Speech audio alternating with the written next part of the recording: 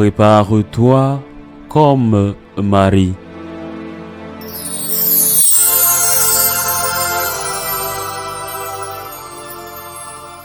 En ce temps-là, Marie rendit grâce au Seigneur en disant « Mon âme exalte le Seigneur, exulte mon esprit en Dieu mon Sauveur. Il s'est penché sur son humble servante. Désormais tous les âges me diront bienheureuse. Le Puissant fit pour moi des merveilles, saint est son nom. Sa miséricorde s'étend d'âge en âge sur ceux qui le craignent. Déployant la force de son bras, il disperse les superbes. Il renverse les puissants de leur trône et élève les humbles. Il comble de bien les affamés, renvoie les riches les mains vides. Il relève Israël, son serviteur. Il se souvient de son amour, de la promesse faite à nos pères en faveur d'Abraham et sa descendance à jamais. Marie resta avec Élisabeth environ 3 mois, puis elle s'en retourna chez elle. Acclamons la parole du Seigneur.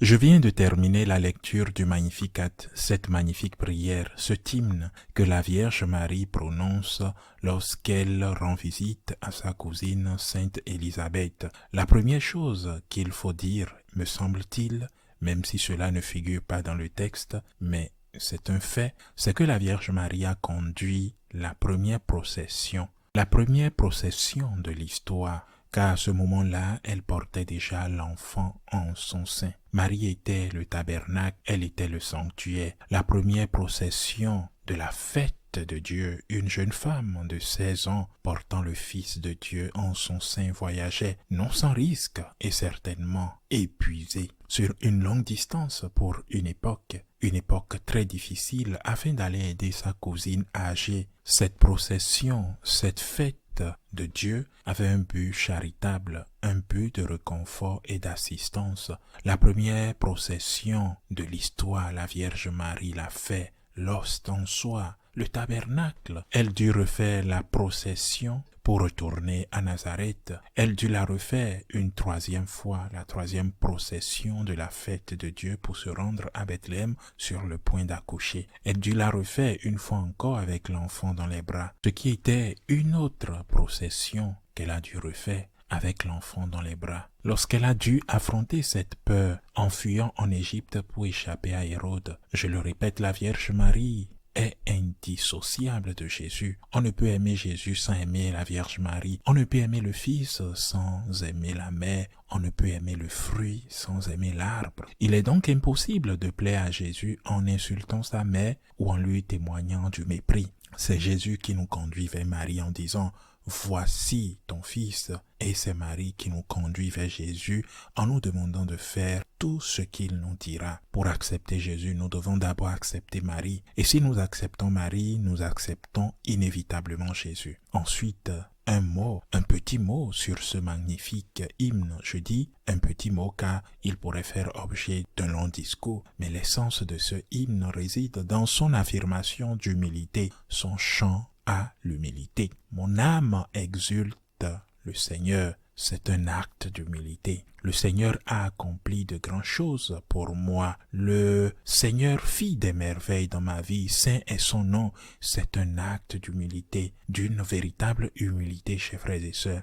Sainte Thérèse d'Avila disait que l'humilité, c'était marcher dans la vérité, marcher dans la vérité, marcher dans les pas de Jésus. Et les grandes œuvres, quelle est la vérité? Que le Seigneur les a accomplis en vous avec votre collaboration, bien sûr. Sans le fiat, le oui de Marie, l'incarnation n'aurait pas pu lieu. Mais c'est le Seigneur qui a accompli les grandes œuvres. Nous devons apprendre chaque jour à ne pas minimiser les œuvres de Dieu, mais à les lui attribuer. Si vous êtes un bon médecin, vous n'avez pas à dire que vous êtes un mauvais médecin. Vous êtes un bon médecin, mais attribuez le mérite à Dieu, même si vous avez aussi un rôle à jouer en tant que collaborateur de cette grâce que Dieu vous a donnée. Vous êtes un bon architecte ou encore vous êtes une bonne maîtresse, enseignante à l'école. Rendez grâce à Dieu, sachant que votre contribution est naturellement nécessaire. Sans elle, l'incarnation de Marie n'aurait pas été possible, pas plus que vous n'auriez pu préparer un bon repas pour ceux qui sont très bons en cuisine. Tout est grâce, disait Sainte Thérèse de Lisieux.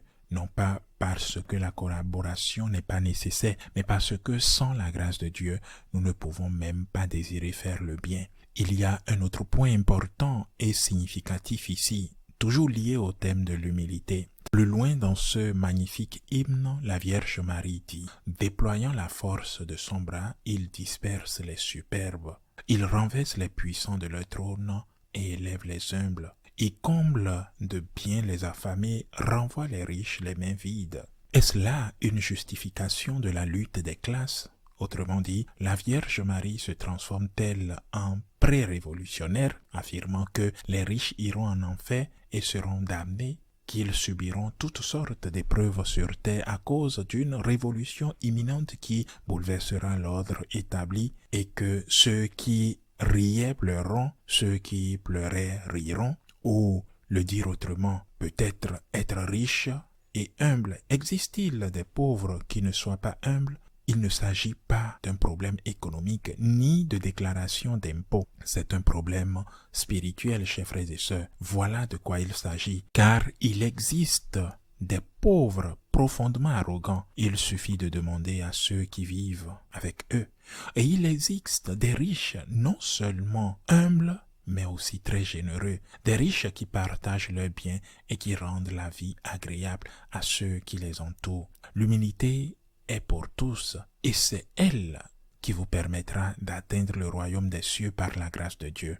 C'est l'orgueil présent en chacun de nous qui nous empêchera d'y entrer. J'ai quelques amis, très peu, qui ont de l'argent, mais vraiment très peu. La grande majorité des franciscains de Marie, je ne sais pas si je devrais le dire, car cela pourrait paraître insensé, mais enfin, Dieu merci, ils ont juste le nécessaire. Mais certains de mes amis, très peu, ont de l'argent. Pas beaucoup. Je n'ai pas d'amis multimillionnaires. Il n'y a pas un seul franciscain de Marie multimillionnaire, mais certains m'aident pour que je puisse aider les autres. Ils sont humbles, non pas parce qu'ils m'aident, mais parce qu'ils sont humbles de nature. Par conséquent, il ne me semble pas juste de catégoriser les gens comme riches et pauvres. Il serait beaucoup plus juste de plus préciser, de parler des orgueilleux et des humbles. Il est vrai que la richesse et le succès mènent souvent à l'orgueil. On se remplit d'orgueil en se disant « j'ai réussi, quelle belle maison, quelle belle voiture, quel salaire,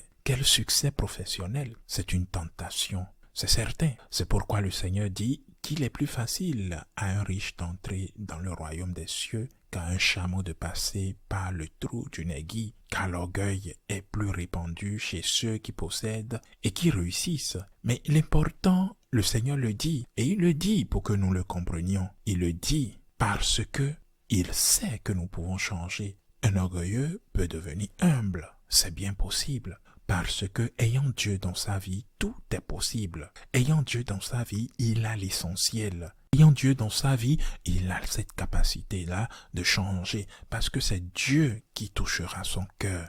Il aura donc l'humilité du cœur. Et l'humilité réside dans le cœur lorsqu'on peut dire comme Marie, « Le Seigneur a fait pour moi des merveilles. Saint est son nom. Le Seigneur les a fait. » J'ai coopéré, j'ai dû étudier, j'ai dû me sacrifier pendant que d'autres faisaient la fête. Je suis responsable dans mon travail, tandis que d'autres, par exemple, ont succombé à la drogue. J'ai pris soin de ma famille, tandis que d'autres, il y a plusieurs choses que nous pouvons dire. J'ai collaboré avec les infidèles, tandis que j'étais fidèle. J'ai fait ma part, mais je sais que sans Dieu, je ne pouvais rien faire, je ne pouvais pas réussir. Tout est grâce. Tout a été possible par la grâce que Dieu m'a donnée. Certes, j'ai collaboré, mais tous mes œuvres, je les dédie à Dieu. Gloire à lui. Tout est grâce. Peut-être devrions-nous apprendre à distinguer les gens ainsi entre les orgueilleux et les humbles au lieu de nous focaliser sur leur compte bancaire. Et assurément, on ne peut être humble si l'on possède de l'argent et que l'on ne le partage pas avec ceux qui n'en ont pas. Dans ce cas, on serait véritablement orgueilleux si on ne partage pas. Rendons donc grâce à Dieu, chers frères et sœurs. Rendons grâce à Dieu pour Marie. Marie qui nous enseigne comment être humble. Marie qui met aujourd'hui dans nos bouches les paroles d'humilité. Elle qui nous conduit toujours à Jésus. Ainsi soit-il.